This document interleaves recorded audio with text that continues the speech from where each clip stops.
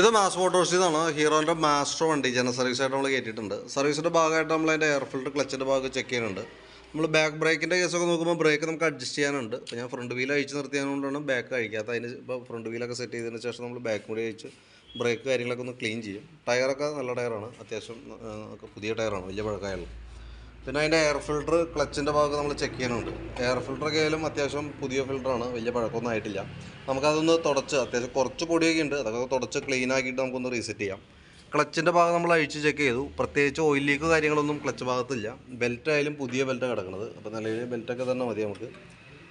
ക്ലച്ചിനകത്ത് variator body, boss drive, roller അടങ്ങുന്ന യൂണിറ്റാണ്. അതൊക്കെ നോർമൽ സാധാരണ രീതിയിലുള്ള തേമാനമുള്ളൂ.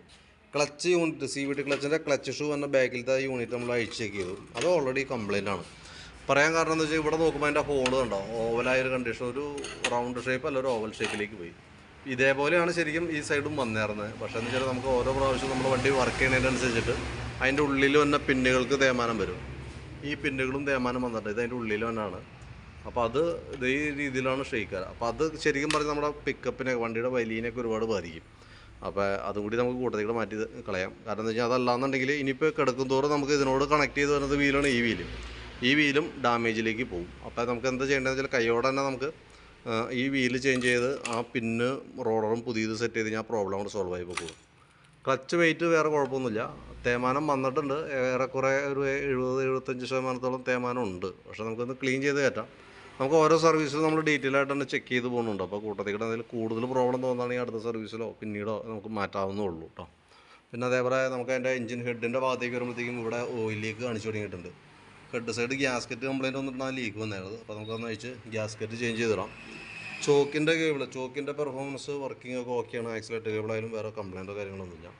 ഫ്രണ്ട് ഭാഗത്തേക്ക് വരുമ്പോഴത്തേക്കും ഫ്രണ്ട് കുഷ്യൻ അസംബ്ലിയുടെ ബുഷ്, അത് ഗ്രീൻ ബുഷ് നല്ല രീതിയിൽ ഓവലായി പോയിട്ടുണ്ട്. അപ്പോൾ അതൊന്ന് ചേഞ്ച് ചെയ്തിടാം. ലിങ്ക് ബുഷുകളൊക്കെ ഒന്ന് അഴിച്ച് ഗ്രീസ് ചെയ്തിട്ടാൽ മതി. ബ്രേക്ക് ലൈൻഡർ ആയാലും നല്ല ലൈൻഡറാണ്, പുതിയ ലൈൻഡറാണ് കിടക്കണേ. ഫ്രണ്ട് ടയറും പുതിയ ടയറാണ് കിടക്കണം കേട്ടോ, വേറെ കുഴപ്പമൊന്നുമില്ല. ബാറ്ററി നമുക്കിത് ഇരിക്കുന്നത് 2022 മോഡൽ ബാറ്ററിയാണ്. ബാറ്ററി കൂടി കൂട്ടത്തിൽ ചെക്ക് ചെയ്ത് പോകുന്നുണ്ട് കേട്ടോ. നമുക്ക് അതിൻ്റെ ബാറ്ററി ചെക്ക് ചെയ്യുന്ന സമയത്ത് വോൾട്ട് നമുക്ക് 12.89 റേഞ്ചിൽ വോൾട്ട് കാണിക്കുന്നുണ്ട്. അപ്പോൾ ഞാൻ ജസ്റ്റ് ബാറ്ററി ടെസ്റ്റിലേക്ക് കൊടുത്തിട്ടുണ്ട്. ടെസ്റ്റിലേക്ക് കൊടുക്കുമ്പോൾ ഓക്കെ ആയിട്ട് തന്നെയാണ് കാണിച്ചിട്ട്, വേറെ പ്രോബ്ലം ഒന്നുമില്ല. ജനറൽ സർവീസിൽ ബാറ്ററി ടെസ്റ്റും കൂടി ഉള്ളത് കൊണ്ട് നമ്മൾ കൂട്ടത്തിൽ ചെക്ക് ചെയ്ത് പോകണമെന്നുള്ളൂ കേട്ടോ, വേറെ കംപ്ലൈൻ്റ് ആയിട്ടല്ല. മീൻസ് നമുക്ക് അതും കൂടി ഒന്ന് ടെസ്റ്റ് ചെയ്ത് വിടണമെന്നുള്ളൂ. പിന്നെയുള്ളത് നമുക്ക് അതിൻ്റെ എഞ്ചിൻ ഓയിൽ മാറുന്നുണ്ട്, ഓയിൽ ചേഞ്ചിൻ്റെ ടൈം ആയിട്ടുണ്ട്. അതേപോലെ തന്നെ സ്പാർക്ക് പ്ലഗും നമുക്കൊന്ന് ക്ലീൻ ചെയ്ത് കയറ്റിയിട്ടാൽ മതി.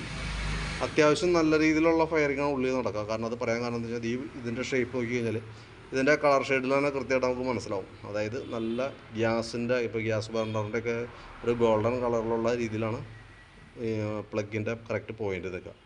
അതിൽ നിന്ന് മനസ്സിലാക്കാൻ നല്ല രീതിയിലുള്ള ബേണിങ്ങാണ് അതിൻ്റെ ഉള്ളിൽ നടക്കുക. അപ്പോൾ നിലവിൽ സർവീസ് സംബന്ധമായിട്ടുള്ള വർക്കുള്ളൂ മെയിനായിട്ട്. നമുക്ക് എഞ്ചിൻ ഓയിലും ആ ഫ്രണ്ടിലത്തെ ഗ്രീൻ ബുഷുമാണ് മെയിനായിട്ട് നമുക്ക് മാറ്റേണ്ടി വരാം. പിന്നെയെന്ന് പറഞ്ഞാൽ നമ്മുടെ തേമാനത്തിനനുസരിച്ചിട്ട് തേമാനത്തിൻ്റെ അടിസ്ഥാനത്തിലാണ് നമുക്ക് ഈ ക്ലച്ചിൻ്റെ വീല് മാറ്റേണ്ടി വരണം കേട്ടോ. അപ്പോൾ ക്ലച്ച് വീല് മാറ്റുമ്പോൾ അതിൻ്റെ കൂട്ടത്തിലുള്ള റോളർ പിന്നെ കാര്യങ്ങൾ കൂടി മാറ്റിയിട്ട് വേണം റീസെറ്റ് ചെയ്യാനായിട്ട്. അപ്പോൾ എത്രയും ഭാഗം ഉൾപ്പെടുത്തി ഏകദേശം ഒരു എസ്റ്റിമേറ്റ് നമുക്കൊന്ന് റെഡിയാക്കാം. എന്നിട്ട് അതിൻ്റെ ഡീറ്റെയിൽസ് എത്ര വരും എന്നുള്ളത് എമൗണ്ട് ഞാനൊന്ന് വാട്സാപ്പിലേക്ക് സെൻഡ് ചെയ്ത് തരാം. വീഡിയോ കൂടി ഇട്ടേക്കാം. അപ്പോൾ എന്തെങ്കിലും വർക്ക് കയറ്റിയിട്ടുണ്ട്, ഫസ്റ്റായിട്ട് കയറിയാണ്. അപ്പോൾ നമുക്ക് വർക്ക് ഏകദേശം എനിക്ക് തോന്നുന്നു ഒരു 3 മണി 3:30 ആകുമ്പോഴത്തേക്കും കംപ്ലീറ്റ് ആയിട്ട് ഇറങ്ങും കേട്ടോ. അപ്പോൾ ഞാൻ കഴിഞ്ഞാൽ വിളിച്ചോളാം എന്തായാലും. ഓക്കെ.